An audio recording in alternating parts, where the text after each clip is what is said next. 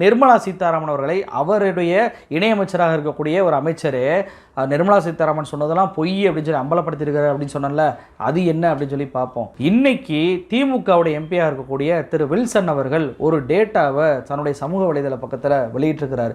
அந்த டேட்டா என்ன அப்படின்னா, தென் மாநிலங்கள் எவ்வளவு ரூபாயை, அதாவது ஜிஎஸ்டியாக இருக்கட்டும் நேரடி வரியாகட்டும், எவ்வளவு பணத்தை வந்து ஒன்றியத்துக்கு கட்டிக்கிட்டு இருக்கிறாங்க, ஒன்றியம் திருப்பி தர்றது எவ்வளோ, அதை ₹1 கால்குலேட் பண்ணி நமக்கு எவ்வளோ வருது அப்படின்ற ஒரு டேட்டாவை வெளியிட்டிருக்கிறாரு. சரி, இந்த டேட்டாவுக்கும் நிர்மலா சீதாராமன் சொன்னது பொய்க்கும் என்ன சம்பந்தம் இருக்குன்னு கேட்குறீங்களா? இந்த டேட்டாவெல்லாம் கொடுத்தது திமுகவோ திமுகவுடைய எம்பியாக இருக்கக்கூடிய வில்சன் அவர்களோ கிடையாது. ஒன்றிய இணை நிதியமைச்சரான பங்கஜ் சௌத்ரி அவர்கள் கொடுத்த டேட்டா தான். நாடாளுமன்றத்திலே திரு வில்சன் அவர்கள் கேட்ட கேள்விக்கு அவர் அளித்த பதில் தான் இது. இந்த பதிலை வச்சு தான் நிர்மலா சீதாராமன் எந்த அளவுக்கு பொய்ய சொல்லியிருக்காரு அப்படின்றத நம்ம அம்பலப்படுத்த போகிறோம். இப்போ அந்த டேட்டாவை காமிக்கிறேன் பாருங்கள். இதில் நீங்கள் பார்த்தீங்கன்னா தெரியும், உத்தரப்பிரதேசம், அதாவது ஜிஎஸ்டி மற்றும் நேரடி வருவாயாக உத்தரப்பிரதேசத்துடைய மக்கள் ஒன்றியத்துக்கு கட்டுவது வந்து 3.41 லட்சம் கோடி. ஆனால் அதுவே அவங்களுக்கு ஒன்றியம் திருப்பி தருவது என்பது 6.91 லட்சம் கோடி. அதாவது ரூபா கணக்கில் கால்குலேட் பண்ணால் ₹1 அவங்க கொடுத்தாங்கன்னா ₹2 அவங்களுக்கு திருப்பி கிடைக்கிது. அதுவே மத்திய பிரதேசம் எடுத்துக்கிட்டிங்கன்னா 1.72 லட்சம் கோடி அவங்க வந்து கட்டுறாங்க. ஆனால் அவங்களுக்கு திருப்பி வருவது 2.94 லட்சம் கோடி. ₹1 கொடுத்தாங்கன்னா ₹1.70 அவங்களுக்கு திருப்பி கிடைக்கிது. ராஜஸ்தான் எடுத்துட்டிங்க அப்படின்னா 1.96 லட்சம் கோடி அவங்க வரியாக ஒன்றியத்துக்கு கட்டுறாங்க. திருப்பி அவங்களுக்கு கிடைப்பது 2.25 லட்சம் கோடி.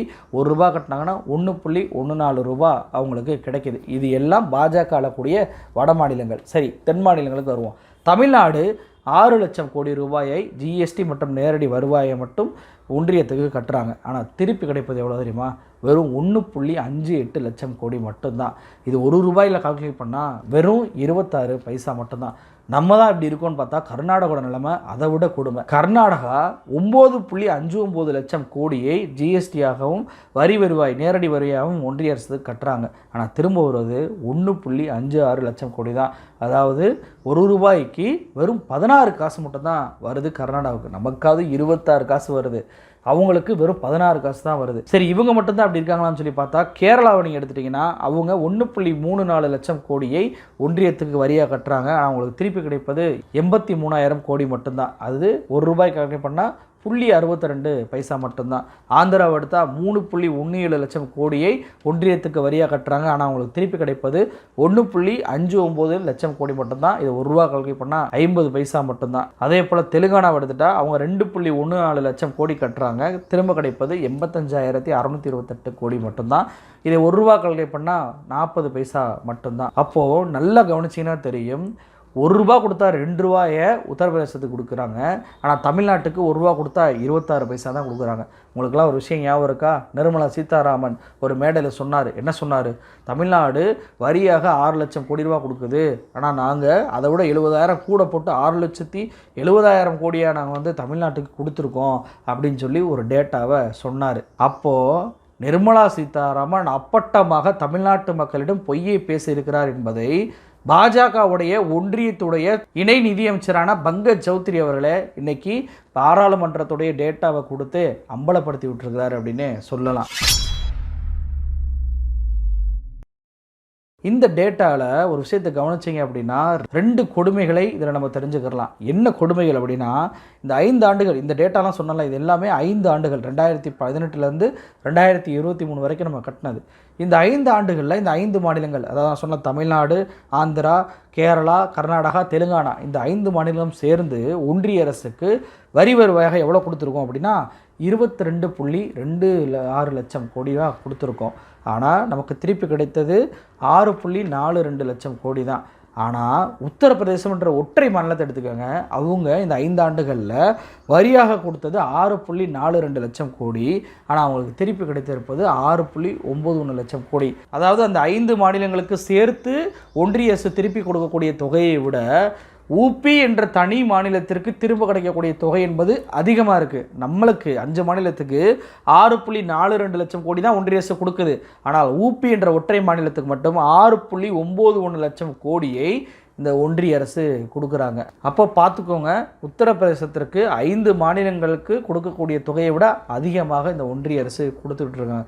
இதில் இன்னொரு கொடுமை, சில பேர் என்ன சொல்லுவாங்கன்னா, உத்தரப்பிரதேசம் ஏழை மாநிலங்க, அவங்களுக்கு தாங்க அதிகமாக கொடுக்கணும், மக்கள் தொகையெல்லாம் அதிகமாக இருக்காங்களா அப்படின்ற ஒரு வாதத்தை வைப்பாங்க. இதுக்கும் ஒரு பதிலடியாக 2வது கொடுமையான சேர்த்து சொல்கிறேன். ஆந்திரா வரியாக செலுத்தக்கூடிய தொகை எவ்வளோ? 3.17 லட்சம் கோடி ரூபா. ஆனால் உத்தரப்பிரதேசம் வரியாக எவ்வளோ கட்டுறாங்கன்னா 3.41 லட்சம் கோடி. அப்போது ஆந்திராவை விட அதிகமாக வரி செலுத்தக்கூடிய மாநிலமாக உத்தரப்பிரதேசம் இருக்கிறது. அப்போ இது என்ன தெரியுது? ஆந்திராவை விட உத்தரப்பிரதேசம் அதிகமான வரி செலுத்துகிறாங்கல்ல, ஆனால் ஆந்திராவுக்கு திருப்பி கிடைப்பது என்பது 1.58 லட்சம் கோடி மட்டும்தான். ஆனால் உத்தரப்பிரதேசத்துக்கு 6.91 லட்சம் கோடி திருப்பி கிடைக்கிது. அப்போ இங்கே உத்தரப்பிரதேசத்தை விட ஆந்திரா கம்மியான வரி கட்டியும் கூட ஆந்திராவுக்கு அதிகமான நிதியை ஒதுக்காமல் உத்தரப்பிரதேசத்துக்கு அதிகமாக நிதியை ஒதுக்குது இந்த பாஜக. அப்போ எவ்வளவு கொடுமைகளை நம்ம அந்த 5 மாநிலங்களுக்கு இந்த ஒன்றிய பாஜக அரசு இந்த 5 ஆண்டுகளில் மட்டும் பண்ணியிருக்கிறாங்க அப்படின்றத பாருங்கள். அப்போது இதையெல்லாம் தான் இன்றைக்கி போராட்ட வடிவமாக மாறி இருக்கு. கர்நாடகாவில் போராட்ட வடிவமாக மாறி இன்னொரு பக்கம் என்ன சொல்ல ஆரம்பிச்சிட்டாங்க அப்படின்னா, இப்படியே பண்ணிக்கிட்டு இருந்தீங்க அப்படின்னா எங்களை பிரித்து விட்ருங்க, தென் மாநிலத்தை பிரித்து விட்ருங்கன்னு சொல்லிட்டு அங்கே இருக்கக்கூடிய துணை முதலமைச்சரான DK சிவகுமாருடைய சகோதரர் இன்றைக்கி ஒரு விஷயத்த சொல்ல ஆரம்பிச்சிட்டாரு.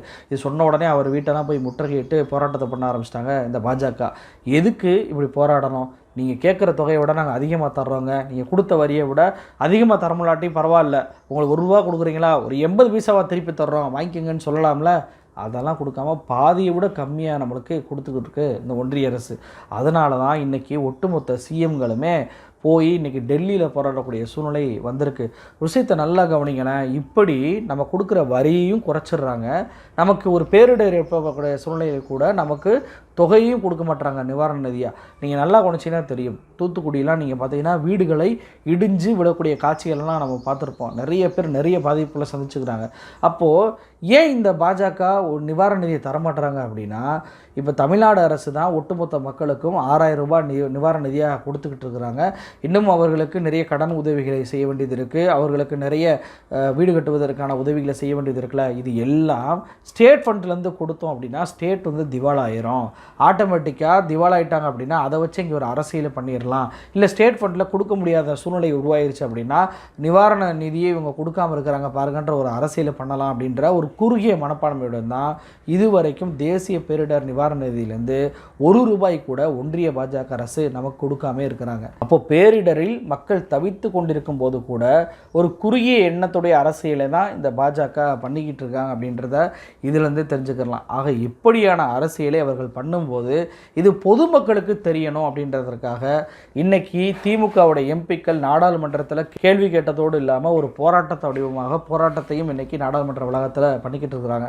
அதுபோக திமுகவினர் இங்கே கிளாம்பாக்கல் பேருந்து நிலையமாக இருக்கட்டும், அதே போல் நெல்லை பேருந்து நிலையமாக இருக்கட்டும், நெல்லை மாவட்டத்திற்கு உட்பட்ட பகுதிகளாக இருக்கட்டும், அங்கெல்லாம் நமக்கு நிவாரண நிதி 0 தான் இந்த ஒன்றிய அரசு கொடுத்துருக்கு அப்படின்றதை வெளிப்படுத்தும் விதமாக நமக்கு அல்வா தான் அவங்க கொடுத்துருக்குறாங்க, பணம் கொடுக்கல அப்படின்றதை அம்பலப்படுத்தும் விதமாக இன்றைக்கி அல்வா பாக்கெட்டுகளை பொதுமக்களுக்கு விநியோகம் பண்ணி ஒரு போராட்டத்தை வடிவத்தை பாஜகவுக்கு எதிராக திமுகவினர் பண்ணிக்கிட்டு இருக்காங்க அப்படின்னே சொல்லலாம். இதெல்லாம் தென் மாநிலங்கள் பண்ணுறதானே. வட இந்தியாவிலும் ஒரு புரட்சி வந்திருக்குன்னு சொன்னல, அது என்ன அப்படின்னா, காங்கிரஸுக்கு எதிராக பிரதமர் மோடி பல்வேறு குற்றச்சாட்டுகளை வச்சார். அதையெல்லாம் கண்டிச்சு நீங்கள் எல்லாம் 10 ஆண்டுகளில் என்ன பண்ணீங்க, ஒரு தேர்தல் வாக்குறுதியை கூட நீங்கள் நிறைவேற்றவே இல்லை அப்படின்றத வட இந்தியர்களுக்கு அம்பலப்படுத்தும் விதமாக காங்கிரஸ் உடைய தலைவரான மல்லிகார்ஜுன கார்கே இன்னைக்கு ஒரு கருப்பு அறிக்கையை வெளியிட்டிருக்கிறாரு. அதாவது மோடி ஆட்சிக்கு என்னெல்லாம் மோசடியாக பண்ணியிருக்கிறாரு, என்ன வாக்குறுதியெல்லாம் அவர் நிறைவேற்றலை அப்படின்ற பட்டியலை வெளியிடும் விதமாக ஒரு கருப்பு அறிக்கையை இன்னைக்கு வெளியிட்டிருக்கிறாரு கார்கே. அது மட்டும் கிடையாதுங்க, இப்படி தென் மாநிலங்களுக்கு எல்லாம் நிவாரண நிதியை கொடுக்காம அவங்க வரி பங்கீடு ஒழுங்காக கொடுக்காம இருக்கக்கூடிய இந்த பாஜக எங்களுடைய எம்எல்ஏக்கள் 411 எம்எல்ஏக்களை விலக்கி வாங்கியிருக்கிறாங்க. விலக்கி வாங்கி இவர்கள் ஆட்சியை கவிழ்த்திருக்கிறாங்க. அதுக்கு மட்டும் உங்களுக்கு படம் வந்திருக்கா அப்படின்ற கேள்வியும் இன்றைக்கி பாஜகவை நோக்கி கேட்டிருக்கிறாரு மல்லிகார்ஜுன கார்கே. அப்போ ஒட்டுமொத்தமாக நிர்மலா சீதாராமன் தாக்கல் பண்ண இந்த பட்ஜெட் என்பது மோடி ஆட்சி எவ்வளவு கொடூரமான ஆட்சி, எப்படியெல்லாம் தமிழ்நாட்டு மக்களையும் தென் மாநில மக்களையும் வஞ்சிக்கிறாங்க, எப்படியெல்லாம் வட இந்தியர்களை வஞ்சிக்கிறாங்க என்று மிக தெளிவாக பட்டியல் போட்டு காமிச்சிருக்கு அப்படின்னு சொல்லலாம். அப்போது மோடியுடைய ஆட்சியை முடிவுக்கு கொண்டு வரக்கூடிய வேலையை செஞ்ச நிர்மலா சீதாராமன் அவர்களுக்கும் அவருடைய பட்ஜெட்டுக்கும் தான் நம்ம நன்றி சொல்லணும். நன்றி.